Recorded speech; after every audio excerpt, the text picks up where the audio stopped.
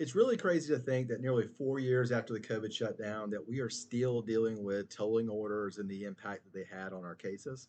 We see problems with tolling orders as it relates to statutory speedy trial demands and whether or not our demand was filed timely, whether or not the case was brought timely subsequent to that. We see problems with tolling orders as it relates to whether or not it's sufficiently pled in an accusation or an indictment. Those problems are all around us right now. And in fact, I'm dealing with one this Friday. I have a statutory speedy trial demand that was filed during COVID. It was filed arguably just a term later than it should have been.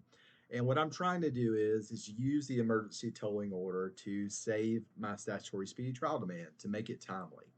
And I really looked at the emergency order to begin with and said, this doesn't do anything at all to help me. This is purely about excusing the state from bringing my client to a trial in a timely manner. That's if you read the language of any of the emergency tolling orders, you're going to see that really quickly. Like the judge could not be concerned less with giving me and my client more rights.